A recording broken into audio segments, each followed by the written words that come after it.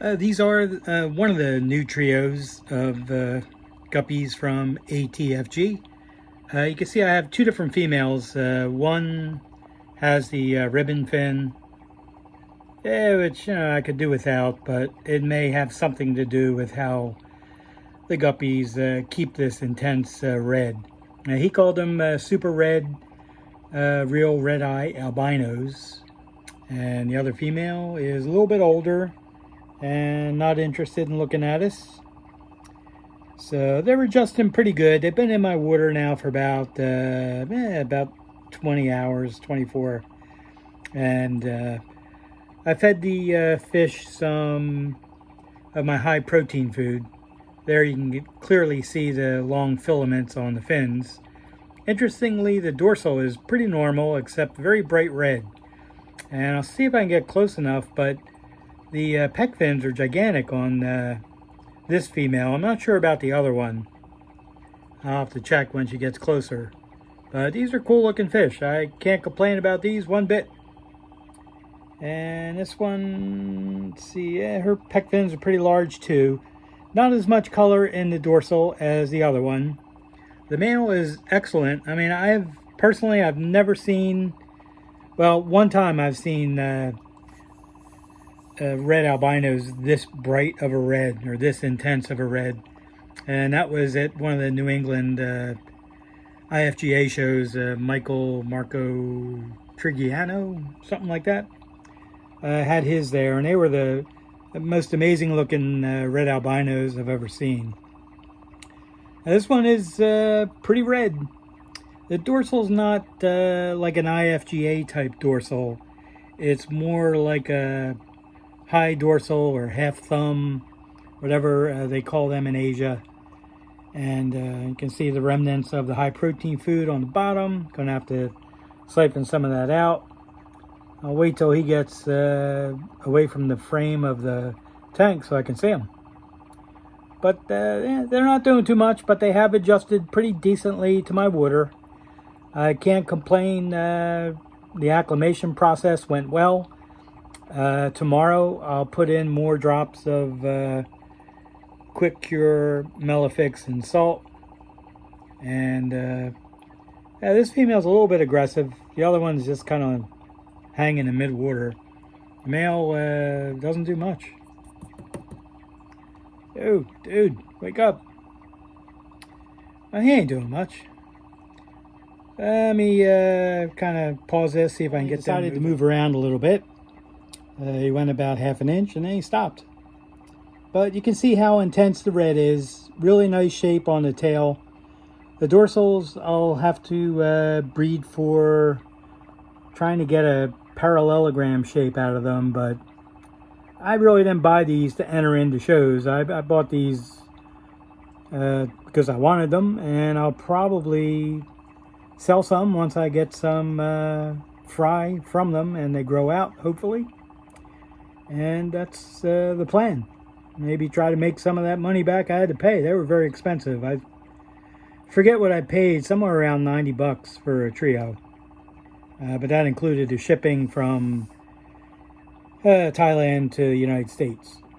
And then I had to pay the transshipper. So, they're not cheap. But, for the most part, where else are you going to see fish that look like this? Personally, like I said, I've only seen the one time. And he's certainly not selling his fish. So, this worked out pretty good for me.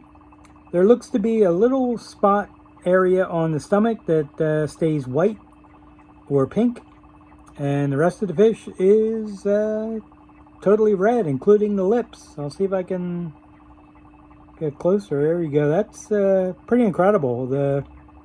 Even the pec fins have red on them. So you can see the eyes are very red. It's kind of like a monster fish, I guess. Maybe it's a vampire, or it could just be a Johnny Winterfish or Edgar Winterfish. But they're very healthy. They're moving around a little bit.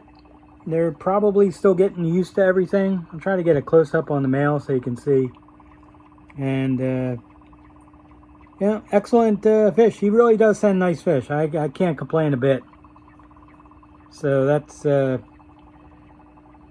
probably feed them the live baby brine shrimp tomorrow, and then their next meal will be my high protein food, and that'll probably be it. I don't want to overfeed them because they really didn't eat for probably about 4 days in the bag. So that's another thing you don't want to do when you first get new fish, because they're going to have been most likely fasted by the shipper for a couple of days prior to shipment to try to empty the stomach so they don't create more ammonia and waste in the bag. And then they spend a day or two in the air, still in their bags. And then they spent, I guess, a day at the transshippers, and he packed them and sent them to me.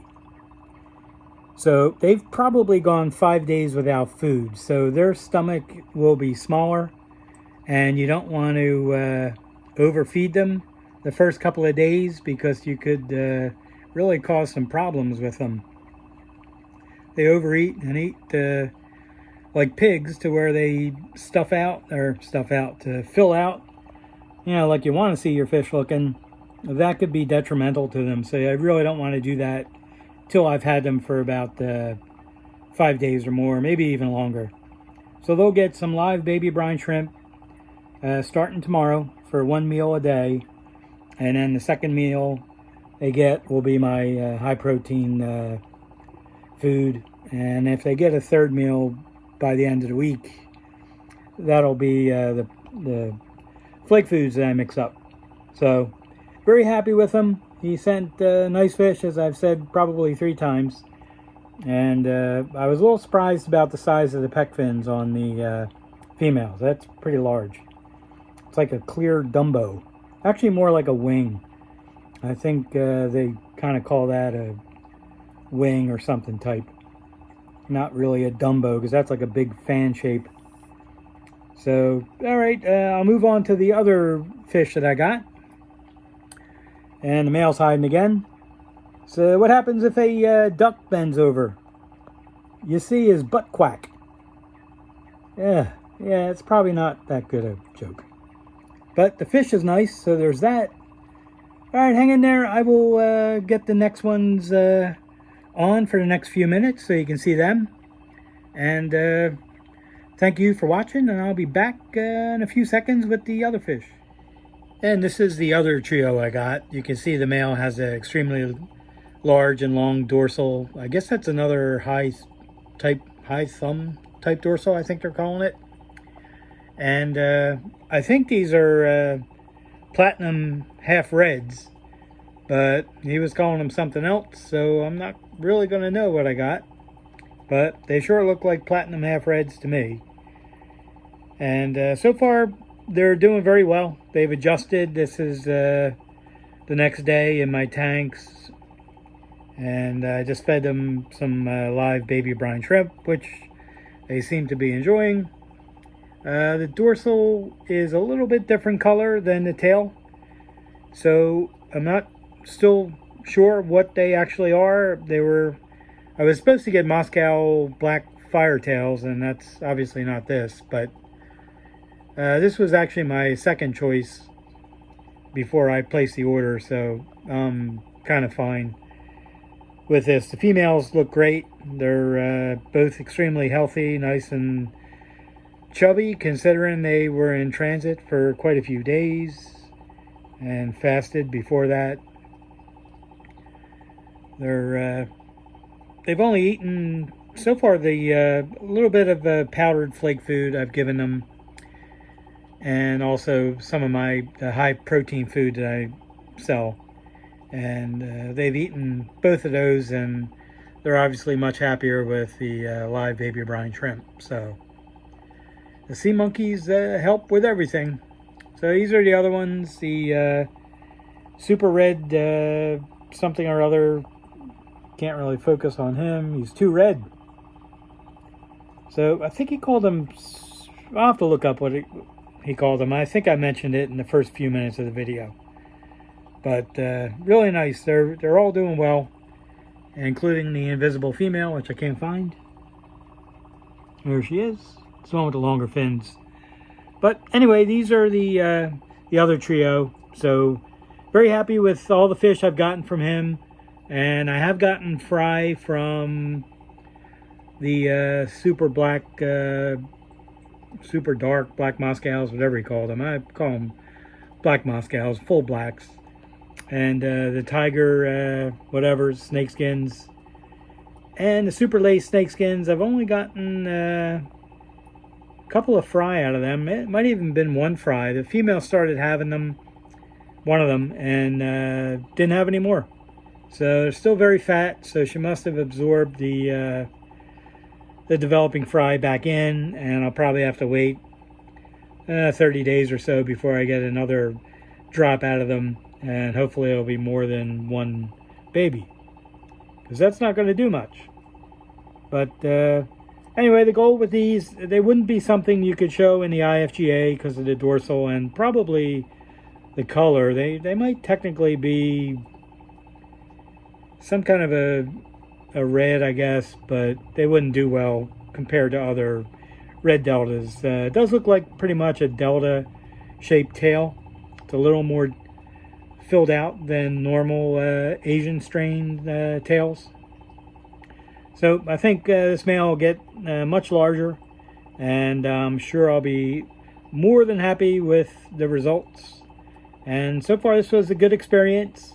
They're still going to get the trio of conditioning things for the next couple of days, and then I'll do a 25% water change, and then they're on their own.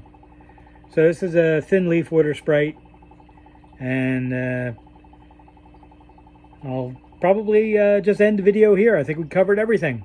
So thanks for watching, and if you have any questions, just let me know. And I hope everybody is enjoying their downtime and staying safe and sane, and watching some bad movies or whatever you like. So I think I watched Fiend Without a Face, and I started to watch The Brain That Wouldn't Die.